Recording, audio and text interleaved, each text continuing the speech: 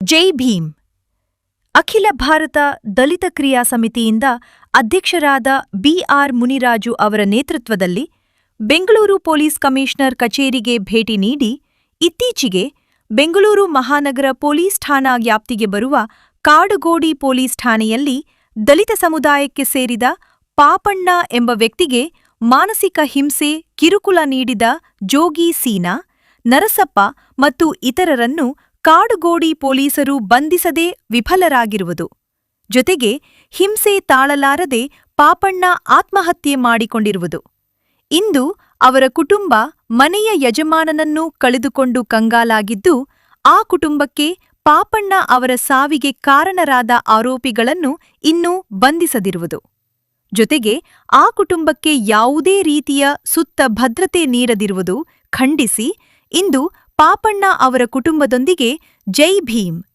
ಅಖಿಲ ಭಾರತ ದಲಿತ ಕ್ರಿಯಾ ಸಮಿತಿಯ ಮುಖಂಡರು, ಕಾರ್ಯಕರ್ತರು ಪೊಲೀಸ್ ಕಮಿಷನರ್ ಕಚೇರಿಗೆ ಭೇಟಿ ನೀಡಿ ಕುಟುಂಬಕ್ಕೆ ನ್ಯಾಯ ಒದಗಿಸಿಕೊಟ್ಟು, ಜೊತೆಗೆ ಕೂಡಲೇ ಆರೋಪಿಗಳನ್ನು ಬಂಧಿಸಬೇಕು ಎನ್ನುವ ಹೆಕ್ಕುತ್ತಾಯದ ಮನವಿಯನ್ನು ಸಲ್ಲಿಸಿದರು.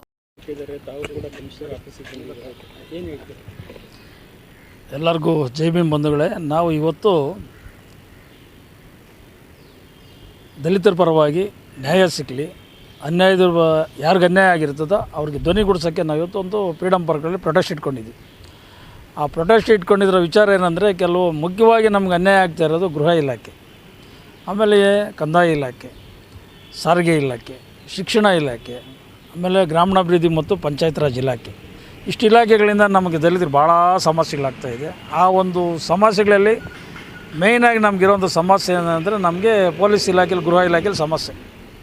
ಗೃಹ ಇಲಾಖೆಯಲ್ಲಿ ಸಮಸ್ಯೆಗಳಂದರೆ ನಾವು ಹೇಳ್ಕೊಂಬಾರ್ದು ಅಂಥ ಸಮಸ್ಯೆಗಳಿದೆ. ಅದರಲ್ಲಿ ನಾವು ಕಾಡುಗೋಡಿ ಪೊಲೀಸ್ ಸ್ಟೇಷನ್ ಲಿಮಿಟ್ಸಲ್ಲಿ ಈಗಾಗಲೇ ನಮ್ಮ ಒಂದು ಸಂಘಟನೆಯವರು ಕಾರ್ಯಕರ್ತರು ಅವ್ರ ಮೇಲೆ ಇಲ್ಲ ಸಲ್ಲದ ಆರೋಪಗಳನ್ನು ಹೊರಿಸಿ ಸುಮಾರು 2021ರಲ್ಲಿ ಒಂದು ದಲಿತರ ಮೇಲೇ ದಲಿತರು ಸೇರ್ಕೊಂಡು ಅಟ್ರಾಸಿಟಿ ಕೇಸ್ ಮಾಡ್ತಾರೆ. ಆ ಕೇಸ್ ವಿತರಣೆ ಆಗೋಕ್ಕೆ 10 ಲಕ್ಷ ಪರಿಹಾರನ ತೊಗೊಂಡ್ಬಿಡ್ತಾರೆ ಇವ್ರ ಕಡೆಯಿಂದ ಕೇಸ್ ವಿತರಣೆ ಮಾಡೋಕ್ಕೆ. ಅದು ಹಂಗೆ ಪೆಂಡಿಂಗ್ ಇರ್ತದೆ. ನಂತರ ಬಂದ್ಬಿಟ್ಟು ಸಣ್ಣ ಪುಟ್ಟ ಕಂಪ್ಲೇಂಟ್ಗಳು ಕೊಡೋದು. ಅದರಲ್ಲಿ ಪಾಪಣ್ಣನೋ ಏನು ಮೊನ್ನೆ ಲಾಸ್ಟ್ ಟೈಮು ಬೆಸೆದು, ಆಮೇಲೆ ಈ ಒಂದು ಕಿರುಕುಳಕ್ಕೆ ತಾಳಲಾರ್ದ ಮಾತ್ರೆಗಳು ತಗೊಂಡು ಸೂಸೈಡ್ ಮಾಡ್ಕೊತಾರೆ. ಭಾಳ ಬೇಸರ ಆಯಿತು ಆ ವಿಚಾರದಲ್ಲಿ. ಅದಕ್ಕಿಂತ ಹಿಂದುವಾಗಿ 2 ದಿನ ಇಂಚೆ ನಾವು ಕಮಿಷನರ್ ಸಾಹೇಬ್ರ ಹತ್ರ ಬಂದು ಮಾತನಾಡ್ಕೊಂಡು, ಸರ್ ಹಿಂಗಾಗ್ತಾಯಿದೆ, ದಯವಿಟ್ಟು ಅಲ್ಲಿ ನಮಗೆ ಪೊಲೀಸ್ ಅಧಿಕಾರಿಯಾದಂಥ ನಮ್ಮ ರೀನಾ ಸುವರ್ಣ ಅವರು ಯಾವುದೇ ರೀತಿಯಲ್ಲಿ ನ್ಯಾಯ ಕೊಡ್ತಾಯಿಲ್ಲ, ಅವ್ರನ್ನ ವರ್ಗಾವಣೆ ಮಾಡಿ, ಭಾಳ ಕಷ್ಟ ಆಗ್ತಾಯಿದೆ, ಅವರು ಹೋಗ್ಬಿಟ್ರೆ ನಮಗೆಲ್ಲ ಸರೋಗ್ತದೆ ಅಂತ ನಾವು ಹೇಳ್ಬಿಟ್ಟು ಹೋಗ್ದ್ವಿ. ಹೋಗ್ತಾ ಇದ್ದಂಗೆ ಈ ಮೇಡಮ್ನವರು ಮತ್ತು ಜೋಗಿಸಿನ ಇವರೆಲ್ಲ ಸೇರಿಕೊಂಡು ಸುಮ್ಮನೆ ಆಮೇಲೆ ಪಾಪಣ್ಣಗೆ ಕಿರುಕುಳ ಅನುಭವಿಸಿ ಅವ್ರು ನ್ಯಾಯ ಕೊಡ್ತೀರಾ ಅದನ್ನ ಬೆಸೆದು ವಿಡಿಯೋಲ್ಲಿ ತನ್ನಷ್ಟು ತಾನೇ ವಿಡಿಯೋದಲ್ಲಿ ಮಾತನಾಡಿ ಹೇಳಿದ್ದಾನೆ.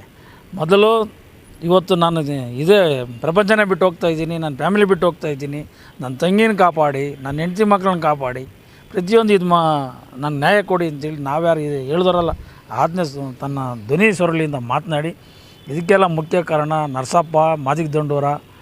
ಅವ್ರ ಹೆಸರನ್ನು ಅವ್ರಿಗೆ ಹೇಳಕ್ಕೆ ಬರ್ದಿರೋ ಮಾದಿಗ ದಂಡೋರ ಅಂತ ಹೇಳವ್ರೆ.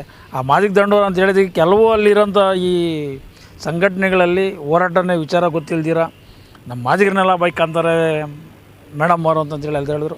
ಆ ಅಂಥವ್ರಿಗೂ ಒಂದು ಕಿವಿ ಮಾತು ಹೇಳ್ತೀನಿ, ನಿಮಗೇನಾದ್ರೂ ಅಂಥ ಏನಾನ ನಿಮ್ಮ ವೈಯಕ್ತಿಕ ಮುನ್ರಾಜು ಮಾದಿಗ, ಬೇರೆ ವೆಂಕಟೇಶ್ ಮಾದಿಗ, ಶೋಭಾ ಮಾದಿಗ, ಬೇರೆ ಅಂಥವ್ರನ್ನೇನೋ ವೈಯಕ್ತಿಕ ಅವ್ರೇನು ಮಾತಾಡಿದರೆ ಮಾತಾಡಬೇಕು.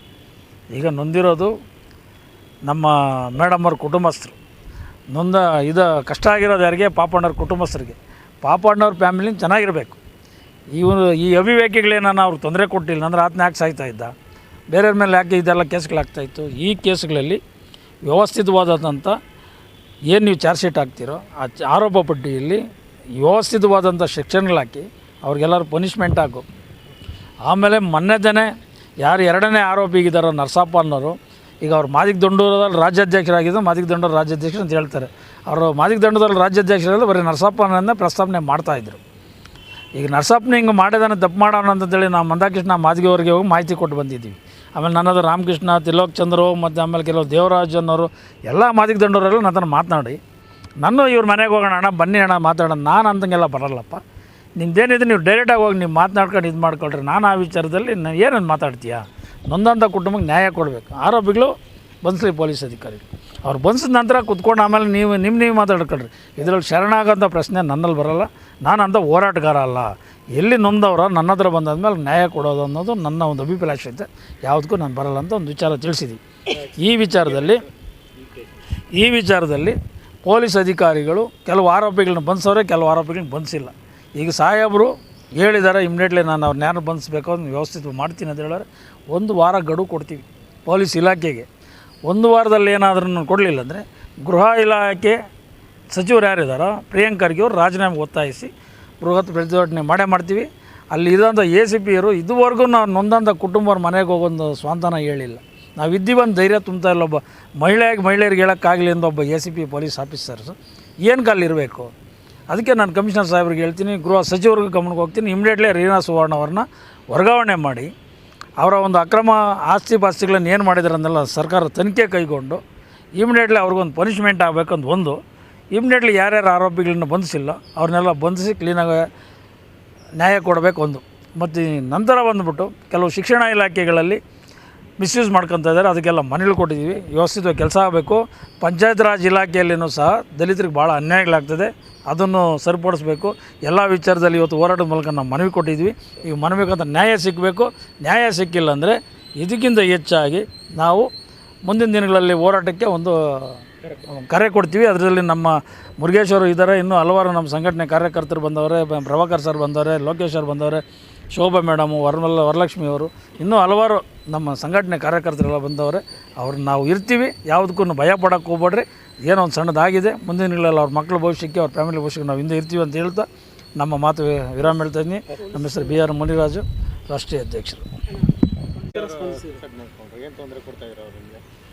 ಇದೇ ಅಲ್ಟ್ರಾಸಿಟಿ ಕೇಸ್ ಹಾಕ್ಬಿಟ್ಟು ನಮ್ಗೆ ದುಡ್ಡು ಕೊಡಿ ಅಂತ ಹೇಳಿ ಅವ್ರಿಗೆ ತುಂಬ ಹಿಂಸೆ ಕೊಟ್ಟು ಅವರು ಸೂಸೈಡ್ ಮಾಡ್ಕೊಂಡಿದ್ದಾರೆ.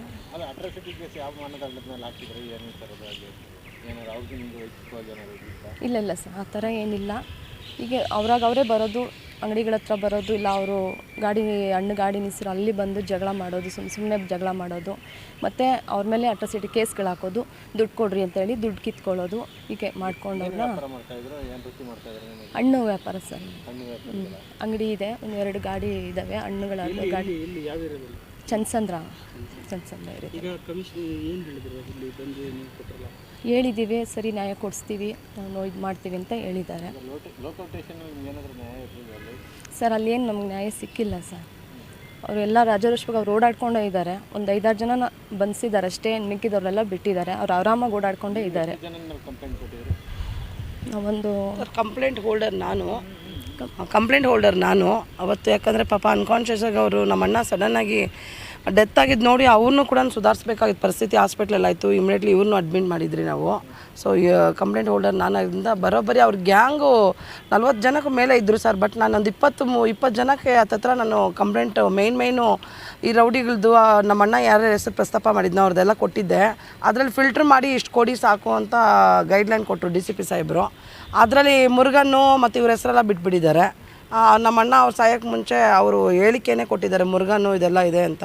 ಇವನ್ನೆಲ್ಲ ಬಿಟ್ಬಿಟ್ಟು ಇವತ್ತು ರಾಜಾರೋಷ ಓಡಾಡ್ಕೊಂಡಿದ್ದಾರೆ ಸಾಹೇಬ್ರೆ ಸರ್ ಮಾಡಿ. ಯಾಕಂದರೆ ನಮಗೆ ವೈಟ್ಫೀಲ್ಡ್ ಡಿವಿಷನಿಂದ ನ್ಯಾಯ ಸಿಗ್ತಾ ಇಲ್ಲ. ನಮ್ಗೆ ನ್ಯಾಯ ಸಿಗದಿದ್ದಕ್ಕೆ ಇವತ್ತು ಕಮಿಷನರ್ ಸಾಹೇಬ್ರವ್ರಿಗೂ ಬಂದಿದ್ದೀರಿ, ಇಡೀ ಕುಟುಂಬ ಸಮೇತ ಎಲ್ಲರೂ ನಮ್ಮ ಮುನ್ರಾಜಣ್ಣವ್ರ ಸಮೇತ ಎಲ್ಲ ನಾವು ಇಲ್ಲಿ ಬಂದು ಕೂತಿ ಸಾಹೇಬ್ರನ್ನ ಮನವಿ ಮಾಡ್ತಾಯಿದ್ದೀರಿ. ಏನು ಪಾಪಣ್ಣನವರು ಒಂದು ತೀರ್ಕೊಂಡ್ಬಿಟ್ರು, ಆ ಕಾರಣ ಅವ್ರ ಸಾವಿಗೆ ಕಾರಣಕರ್ತರಾದಂಥ ಇಡೀ ಗ್ಯಾಂಗಲ್ಲಿ ಸರಿಯಾಗಿ ಅರೆಸ್ಟ್ ಮಾಡಿ ಹಾಕಿಲ್ಲ.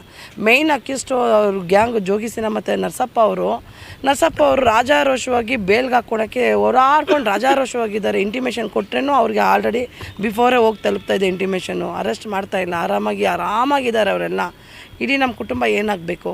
ಇದೇ ರೀತಿ ಪಾಪಣ್ಣ ಥರ ಈ ಕಾಲೇಜಲ್ಲಿ ಇದಕ್ಕೆ ಮುಂಚೆನೂ ಎಷ್ಟೋ ಜನ ತೀರ್ಕೊಂಡ್ಬಿಟ್ಟಿದ್ದಾರೆ. ರೌಡಿಗಳು, ಈ ಗ್ಯಾಂಗ್ಗಳಿಂದ, ಅಟ್ಟಾಸಾಗ್ಲಿಂದ ಪೊಲೀಸವ್ರ ಗಮನಕ್ಕೆ ಹೋದ್ರೂ ಎಷ್ಟು ಲೇಸಿಯಾಗಿದ್ದಾರೆ ಅಂತಂದರೆ, ನಮ್ಮ ACP ಮೇಡಮ್ ಅವ್ರು, ರೀನಾ ಮೇಡಮ್ ಅವ್ರು ಇದುವರೆಗೂ ನಮ್ಮ MEG ಕಾಲೇಜಲ್ಲಿ ಈ ಪ್ರಕರಣ ಆದಮೇಲೆ, ಪಾಪಣ್ಣವ್ರ ಸಾವು ಆದಮೇಲೆ ಒಂದು ದಿವಸನೂ ಬಂದಿಲ್ಲ ಅವರು. ಏನಾಗಿದೆ ಅಂತ ಗ್ರೌಂಡ್ ಲೆವೆಲ್ ಚೆಕ್ ಮಾಡಿಲ್ಲ. ನಮ್ಮ ಕಾಡ್ಗೋಡಿ ಪೊಲೀಸ್ ಸ್ಟೇಷನ್ ಕೂಡ ಸರಿನೇ, ನಮ್ಗೆ ನ್ಯಾಯ ಸಿಗ್ತಾಯಿಲ್ಲ ಸ್ವಾಮಿ. ಅದಕ್ಕೆ ನಾವು ACP ಮತ್ತು DCP ಸಾಹೇಬ್ರ ಗಮನಕ್ಕೂ ಹೋಗಿದ್ದೀರಿ, ಇದು ಕಾಡ್ಗೋಡಿ ಪೊಲೀಸ್ ಇನ್ಸ್ಪೆಕ್ಟರ್ ಗಮನಕ್ಕೂ ಹೋಗಿದ ಮೇಲೂ ನಮಗೆ ನ್ಯಾಯ ಸಿಗ್ತಾಯಿಲ್ಲ. ಅಕ್ಕಿಷ್ಟಗಳು ರಾಜಾರೋಷಕ್ಕೆ ತಿರುಗ್ತಾ ಇದ್ದಾರೆ. ಸ್ವಾಪಣ್ಣ ಅವ್ರ ಸಾವಿಗೆ ನ್ಯಾಯ ಸಿಗ್ತಾಯಿಲ್ಲ. ಅದಕ್ಕೆ ನಮ್ಮ ಕಮಿಷನರ್ ಸಾಹೇಬ್ರ ಹತ್ರ ಬಂದು ಮನವಿ ಮಾಡ್ಕೊತಾ ಇದ್ರಿ, ದಯವಿಟ್ಟು ಸಾಹೇಬ್ರೆ ನಮ್ಮ ಕುಟುಂಬಕ್ಕೆ ನ್ಯಾಯ ಕೊಡಿಸಿ, ಪಾಪಣ್ಣ ಅವ್ರ ಸಾವಿಗೆ ನ್ಯಾಯ ಬೇಕು ಸಾಹೇಬ್ರೆ.